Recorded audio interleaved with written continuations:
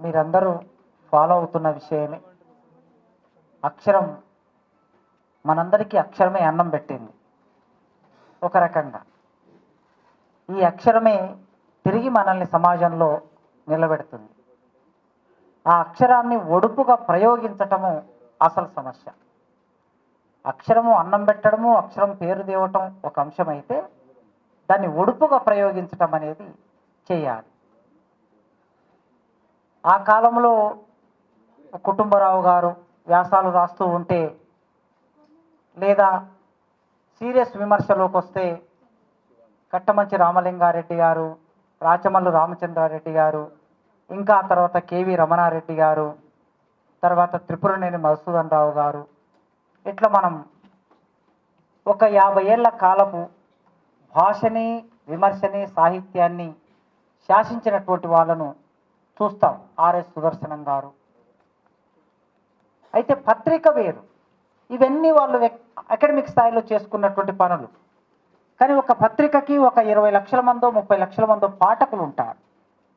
ఆ పాఠకులకి సమాచారాన్ని చేరవేయాలి, భాషని చేరవేయాలి, దానితో పాటు ఒక మంచి శైలి ఉండాలి. అంటే మనం ఎంత గంభీరమైన భావాలు కలిగి ఉన్నా, సిద్ధాంతం కలిగి ఉన్నా, దాన్ని చేరవేయడానికి ఒక మంచి రూపం కూడా అవసరం. అట్లాంటి ఒక మంచి సాహిత్య రచనా రూపాన్ని సొంతం చేసుకొని చాలా తక్కువగా మాట్లాడతారు, ఎక్కువగా వ్యక్తమవుతూ ఉంటారు భిన్నమైన పద్ధతుల్లో. వెనక్కి ఉంటారు, చాలా వేదికల్ని నడిపిస్తూ ఉంటారు. చాలా వేదికలకి అనేక రకాల సహాయం చేస్తూ ఉంటారు. అట్లాంటి కె శ్రీనివాస్ గారు పెద్దలు ఇవాళ మన కార్యక్రమంలో ఆత్మీయ అతిథులుగా వచ్చారు. వారు మన ముందు మాట్లాడతారు. తెలుగు సాహిత్య మహాసభకి అభినందనలు, స్వాగతం మిత్రులందరికీ. వేదిక మీద ఉన్న పెద్దలు, గురుతుల్యులు గోపి గారు, కిషన్ రావు గారు, లింబాద్రి గారు,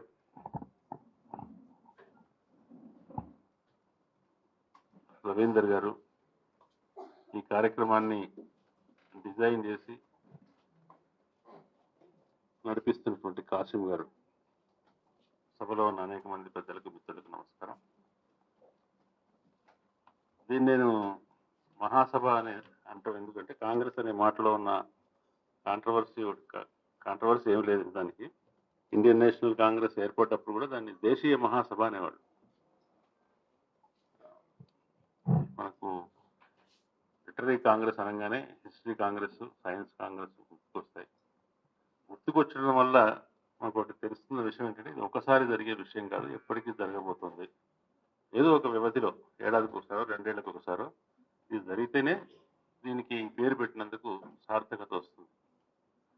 అంతేకాకుండా హిస్టరీ కాంగ్రెస్, సైన్స్ కాంగ్రెస్ లాంటి ఫలితాలను ఇవ్వగలిగితేనే ఈ సాహిత్య మహాసభకు కూడా దాని సంకల్పం నెరవేరుతుంది. అవి ఏం చేస్తున్నాయి? హిస్టరీ కాంగ్రెస్ ఏం చేస్తుంది? చరిత్ర రంగంలో ఉన్న సమకాలీనమైన ఆలోచనల్ని, పరిశోధనల్ని అన్నింటినీ ఒక చోట క్రోడీకరించి ఆ రంగానికి మార్గదర్శకత్వం ఇస్తుంది. సైన్స్ కాంగ్రెస్ కూడా అదే, సమకాలికంగా జరుగుతున్న పరిశోధనలన్నింటినీ ఒక కోఆర్డినేట్ చేసి దాంట్లో కొత్త ఆలోచనలు ఏమొస్తున్నాయో వాటిని వెలికి తీసి వాటి మధ్య అవసరమైతే డిబేట్స్ తీసుకొచ్చి ఒక డైరెక్షన్ ఇస్తుంది.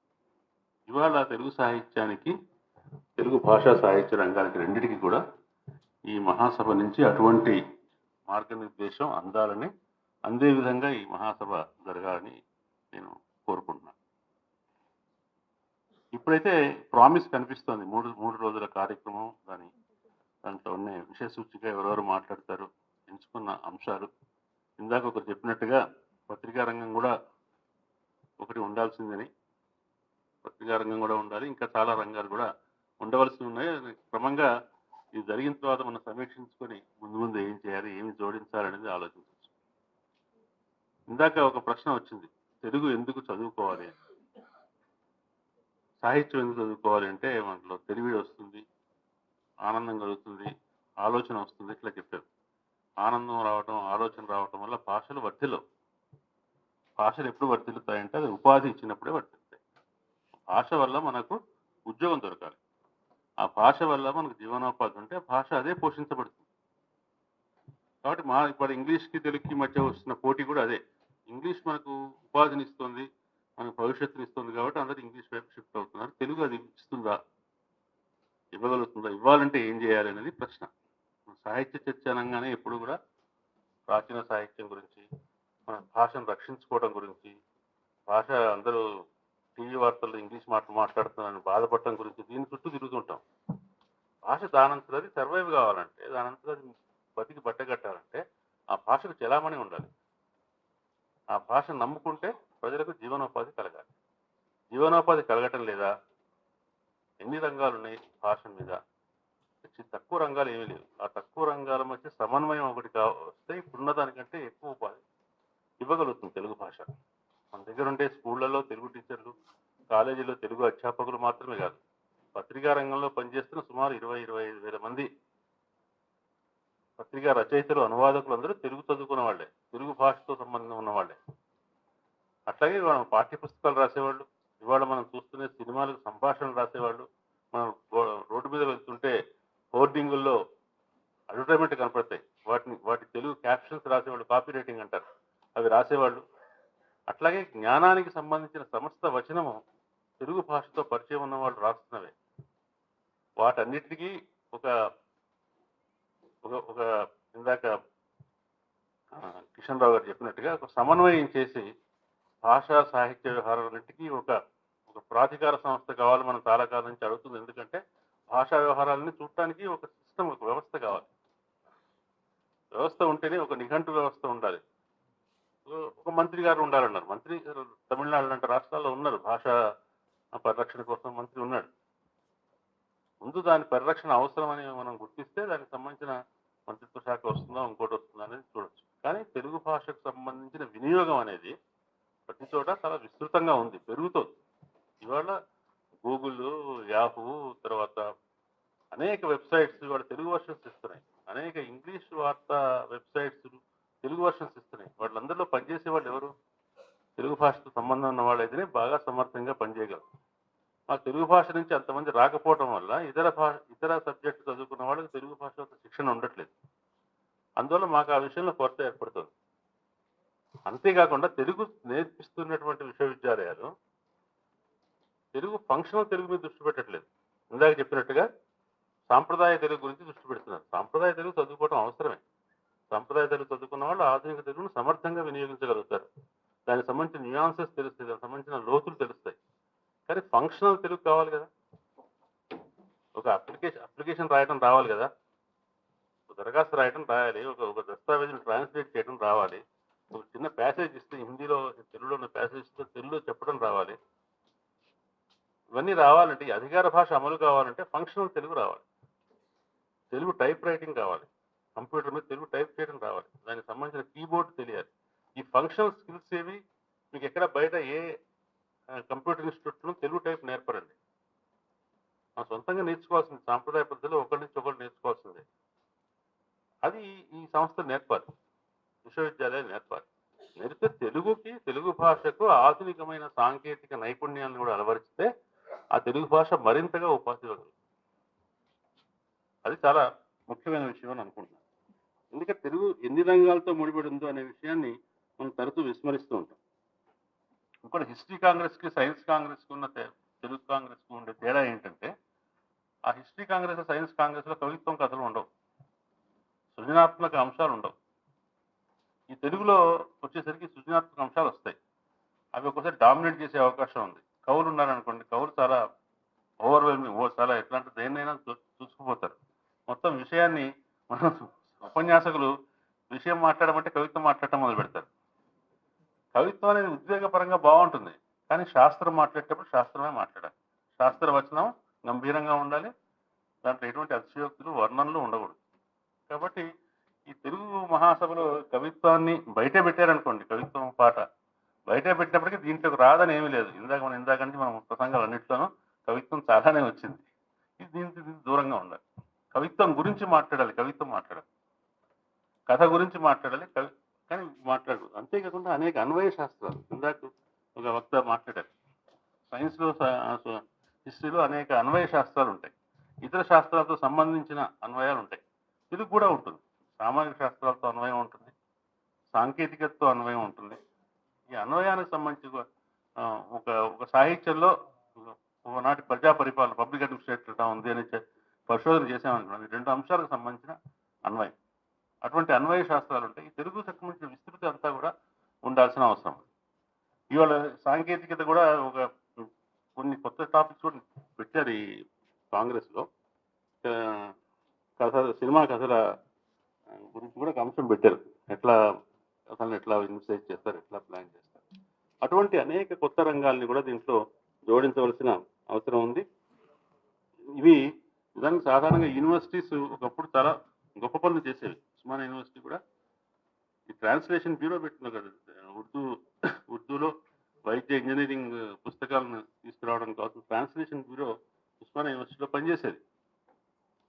అట్లా లాంగ్వేజ్ బ్యూరోస్ పెట్టడం యూనివర్సిటీస్ చేసేది, పబ్లికేషన్స్ చేసేవి. మహాభారత సంశోధిత ప్రచురణ లాంటి project Osmania university Telugu department చేసింది. ఆంధ్ర యూనివర్సిటీ అనేక ప్రచురణలు చేసింది, ఇప్పుడు ప్రచురణలు చేయట్లేదు. యూనివర్సిటీ ప్రచురణలకు ఎంత ప్రసిద్ధం అంటే మీకు తెలుసు కదా, క్యాంబ్రిడ్జ్ యూనివర్సిటీ, ఆక్స్ఫర్డ్ యూనివర్సిటీ, యూనివర్సిటీల ప్రచురణ విభాగాలు చేసిన ప్రచురణలు. అక్కడ నిఘంటు బృందం కూడా ఆ యూనివర్సిటీలోనే ఉంటుంది.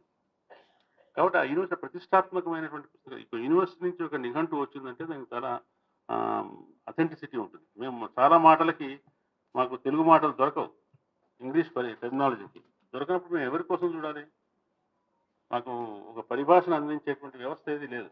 లేక ఆ డెస్క్లో కొంచెం అరాకొరా తెలుగు ఇంగ్లీష్ చదువుకున్నటువంటి ఉపసంపాదకుడే అప్పటికప్పుడు ఏదో ఒక మాట తయారు చేస్తున్నాడు, అదే చలామణిలోకి వస్తుంది. అది ఖాయమైన మంచి మాటలు రావట్లేదు, నాణ్యమైన మంచి మాటలు రావట్లేదు.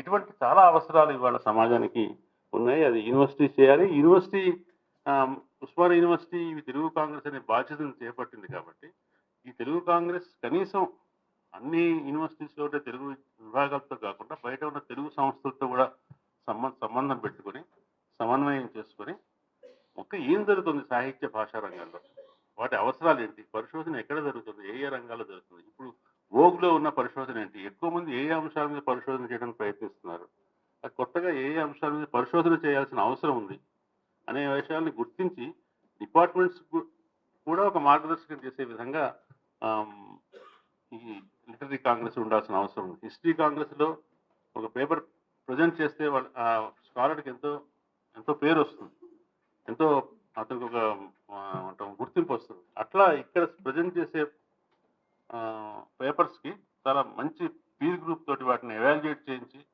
వాటిని నాణ్యమైన వాటిని మాత్రమే అనుమతించి ఇక్కడ ప్రచురణ కావటం, ఇక్కడ సావనీర్లో ప్రచురణ కావటం అనేది ఒక సర్టిఫికేట్ లాగా అయ్యే విధంగా అటువంటి స్టాండర్డ్ మెయింటైన్ చేయాల్సిన అవసరం ఉంది. దానికి చేయాల్సిందంటే పూర్తి ప్రొఫెషనల్గా ఉండాలి. ఇందాక చెప్పారు అకాడమిక్స్ నేర్పిస్తే విశ్వవిద్యాలయాలు, నిజమే. విద్యార్థులు ఇక్కడికి వచ్చి అకాడమిక్స్ నేర్చుకుంటారు, దాంతోపాటు దృక్పథం కూడా నేర్చుకుంటారు. ఏ శాస్త్రానికైనా కూడా విద్యా విషయమైన నియమావళి నేర్చుకోవడం ఎంత అవసరమో దృక్పథం కూడా అంతే అవసరం. ఆ దృక్పథం జోడించినప్పుడు మనకు ఒక మార్గదర్శనం వస్తుంది, ఏ దారిలో వెళ్ళాలనే విషయం తెలుస్తుంది, ఏ సాహిత్యం ఏ దారిలో వెళ్ళాలని. కాబట్టి సాహిత్య విమర్శ, పరిశోధన ఈ రెండిటికి ప్రాధాన్యం ఉండే విధంగా ఈ లిటరీ కాంగ్రెస్ ఉండాలని నేను అనుకుంటున్నాను. అదేవిధంగా అనుబంధ రంగాలు అంటున్నాను, అనుబంధ రంగం పత్రికా రంగం కూడా సాహిత్య భాషా రంగాలకు సంబంధించిన ఒక ముఖ్యమైన విభాగమే. ఆ పత్రికా రంగ అవసరాలుగా పత్రికలతో సాహిత్యానికి ఉన్న అవసరాలు రెండు కావచ్చు. కాబట్టి దాన్ని కూడా ఇన్వాల్వ్ చేయాల్సిన అవసరం ఉంది. ఇంకా తక్కిన అన్ని వినోద పరిశ్రమ ఉంది, వ్యాపార ప్రకటనల పరిశ్రమ ఉంది, తర్వాత జ్ఞాన సమాచారాన్ని పబ్లిష్ చేసి ఇవాళ ఇంటర్నెట్లో అంతర్జాలంలో వికీపీడియాలో తదితర చోట బోల్డంత తెలుగు కంటెంట్ వస్తుంది. ఆ తెలుగు కంటెంట్ కావడానికి మనకు తెలుగు రాయటం రావాలి, ట్రాన్స్లేషన్ రావాలి. ఎందుకు తెలుగు డిపార్ట్మెంట్స్ ట్రాన్స్లేషన్ ఎందుకు విధిగా ఒక సబ్జెక్ట్ చేయవు, ఒక ఆప్షన్ సబ్జెక్ట్ అని ఎందుకు చేయవు? ట్రాన్స్లేషన్ స్కిల్ అది. ట్రాన్స్లేషన్ వస్తే ఉద్యోగం వస్తుంది, తెలుగు టైప్ చేయడం వస్తే పేజినేషన్ వస్తుంది, వర్డ్ ప్రాసెసింగ్ వస్తే ఉద్యోగం వస్తుంది. అవి తెలుగు డిపార్ట్మెంట్లో ఉండాలి కదా. కాబట్టి అటువంటి అవసరాలను కూడా దృష్టి పెట్టుకున్న ఆ చర్చలు కూడా తీసుకొస్తే మొత్తంగా సాహిత్యం ఒక చిన్న మార్గదర్శకం అయినప్పటికీ డైవర్సిటీ ఉంటుంది. ఈ కాంగ్రెస్ వెలుపల కూడా సాహిత్య వ్యక్తులు, సాహిత్య ఉద్యమాలు నడుస్తూ ఉంటాయి. వాటిని కూడా మనం పరిశీలన తీసుకుని ఎవాల్యుయేట్ చేయడానికి కూడా అవకాశం ఉంటుంది నేను అనుకుంటున్నాను. ఇది తప్పనిసరిగా ప్రారంభం జరిగింది కాబట్టి ఏం చేస్తే బాగుంటుంది, ఏం చేయాలని వాళ్ళు మాట్లాడుకుంటున్నాం. తప్పనిసరిగా ఇది కొనసాగాలని నేను అనుకుంటున్నా. కొనసాగి ఆ ప్రతిష్ట, ఆ గౌరవం ఉస్మానియా యూనివర్సిటీ తెలుగు డిపార్ట్మెంట్కి రావాలని కోరుకుంటూ థ్యాంక్ యూ. మన 3 రోజుల చర్చకి ప్రతిపాదనగా పెట్టారు. తప్పనిసరిగా ఈ సదస్సు లక్ష్యం కూడా అదే. ఈ సదస్సు ప్రధాన లక్ష్యం కూడా అదే. అంటే కన్నడ సాహిత్యానికి, భాషకి, తమిళ సాహిత్యానికి, భాషకి కొన్ని సంస్థలు ఉండి వాటి రక్షణ కోసం, వాటి ఉపాధి కోసం ఎట్లయితే పని జరుగుతుందో చేస్తున్నారో ఆ పద్ధతిలో తెలుగు భాషా సాహిత్యాలకి లేకపోవటం ఒక పరిమితి ఉన్నది. ఆ పరిమితిని అధిగమించడానికి మనం మాత్రమే పనిచేయగలం. ఇక్కడ ఉన్నటువంటి degree college, school and university ముగ్గురం కలిసి ఉన్నాం కనుక 17వ తారీఖు హెడ్స్ మీటింగ్ పెట్టింది కూడా అందుకే. ఆ మీటింగ్ సందర్భంలో మనం ఒక తీర్మానాలు చేసుకొని దీన్ని ఆచరణాత్మకంగా ముందుకు వెళ్తే ఖచ్చితంగా దీని ఫలితం ఉంటుంది. చివరికి ఎక్కడికి వచ్చినా ఏ భాషనైనా ఎందుకు చదువుతారంటే సార్ చెప్పినట్లు ఉపాధి దాని అనివార్యం. ఇప్పుడు ఆంగ్ల భాషని ఇంజనీరింగ్లో, ఎంబీబీఎస్లో మొదటి 2 సంవత్సరాలు బోధిస్తున్నారు. మరి ఒక డాక్టర్కి పేషెంట్స్ తన దగ్గరికి వచ్చినప్పుడు వాళ్ళతో సంభాషించడానికి తెలుగు భాష అంటే తెలుగు వచ్చిన వాళ్ళే వాళ్ళంతా. కానీ ఇప్పుడు రాబోయే వాళ్ళంతా ఇంగ్లీష్ మీడియం నుంచి వచ్చినటువంటి వాళ్ళకి తెలుగులో కమ్యూనికేట్ చేయాలి. ఒక రోగికి, నిరక్షరాస్యులైన ఒక రోగి మామూలు మన దగ్గరికి చిన్నప్పుడు పోతే డాక్టర్లు కార్యానికి ఏమైంది అని చెప్పేవాళ్ళు. మరి ఇప్పుడు కార్యం అంటే ఏమిటి అని ఇప్పుడు ఎంబీబీఎస్ డాక్టర్లను, ఇప్పుడు చదువుతున్న ఎంబీబీఎస్ డాక్టర్లను అడిగామనుకోండి, చెప్తారా అనే ప్రశ్న వస్తుంది. అందుకే ఉపాధి ఎక్కువగా పెరగాలంటే ఖచ్చితంగా ఆయా వృత్తి విద్య కోర్సులలో కూడా తెలుగును పెట్టవలసిన అవసరం ఉంది. ఇక మన ప్రభుత్వము తెలంగాణ రాష్ట్రం ఏర్పడిన తర్వాత తప్పనిసరిగా తెలుగు చదివే ఏర్పాటు నేను చేస్తాను అని పెద్ద పెద్ద మాటలు చెప్పినటువంటి పెద్దవాళ్ళు, తెలంగాణ రాష్ట్రం ఏర్పడింది 10th క్లాస్ వరకు తెలుగు. 10th క్లాస్ వరకు తెలుగు ఎప్పటి నుంచో ఉంది, ఇప్పుడు కొత్తగా చేసేది ఏం లేదు. మనం పెట్టిన డిమాండ్ ఏంటంటే ఇంటర్మీడియట్లో, డిగ్రీలో తప్పనిసరిగా సెకండ్ లాంగ్వేజ్ తెలుగు ఉండాలి అనే డిమాండ్ పెట్టాం. కానీ ఆ డిమాండ్ ఏమైంది? ఎవరో ఒక మత పెద్ద వచ్చి అది జీవో వరకు వెళ్ళి ముఖ్యమంత్రి గారి టేబుల్ మీదకి సైన్ అయ్యే పరిస్థితి వచ్చి, బహుశా సైన్ కూడా అయిందేమో తెలియదు నాకు. సిద్ధారెడ్డి గారు బయటికి వెళ్ళారు, వారు చెప్తే తెలిసేది మనకి. సైన్ అయినటువంటి ఫైలు ఆగిపోయి ఒక చిన్నజీయర్ స్వామి గారి రికమెండేషన్ వలన సంస్కృత అధ్యాపకులందరూ వెళ్ళి ఒత్తిడి పెడితే ఇంటర్మీడియట్లో తెలుగు లేకుండా ఆగిపోయింది ఆ ఫైల్. మరి ఇంటర్మీడియట్లో సంస్కృతం రాస్తున్న ఈ ఇంటర్మీడియట్ విద్యార్థులు ఎంత సంస్కృతం రాస్తున్నారో మనందరికీ తెలిసింది. ఎన్ని సినిమా పాటలు రాసి, ఎన్ని సినిమా కథలు రాస్తే 99 మార్కులు ఎట్లేస్తున్నామో అందరికీ తెలిసింది. అంటే కనీసం ఉపాధి అంటే ఇన్ని ఇంటర్మీడియట్ కాలేజీలు ఉంటే, ఇన్ని లక్షల మంది, 30 లక్షల మంది ఇంటర్మీడియట్ చదువుతూ ఉంటే అన్ని చోట్ల ఉపాధి లభిస్తుంది కదా మన పిల్లలకి. అప్పుడు అనివార్యంగా తెలుగు చదవటం, దాని వలన తెలుగుకు సంబంధించిన ఒక ఆలోచన జరగటం. అయితే ఎప్పుడైనా ఏ విషయమైనా సరే అది ఓటు రాజకీయంగా మారితేనే ప్రభుత్వాలు దాని విషయం ఆలోచిస్తాయనేది మనకు తెలుస్తున్నది. ఓటు రాజకీయంగా మార్చడం ఎట్లా అనేది మనం చేయగలగాలి. మనం ఏం చేయాలి? ఇప్పుడు కన్నడ భాష వాళ్ళ ఎజెండాలో లేదనుకోండి, ఎన్నికల మేనిఫెస్టోలో లేదనుకోండి, అక్కడ ఉన్నటువంటి వాళ్ళందరూ ఊరుకోరు. తమిళ భాషకు సంబంధించి లేదనుకోండి, ఊరుకోరు వాళ్ళు. కానీ మనమైతే ఇంగ్లీష్ వాళ్ళకన్నా చాలా ఎక్కువగా ఇంగ్లీష్ వాళ్ళలాగా మారిపోయే ఆలోచన మన సమాజంలో పరివ్యాప్తమై ఉన్నది. దాన్ని తొలగించకుండా మనం ఏం చేయలేం. కనుక మంచి సూచనలు, మనకు అవసరమైన సూచనలు చేసిన శ్రీనివాస్ గారికి కృతజ్ఞతలు తెలియజేస్తూ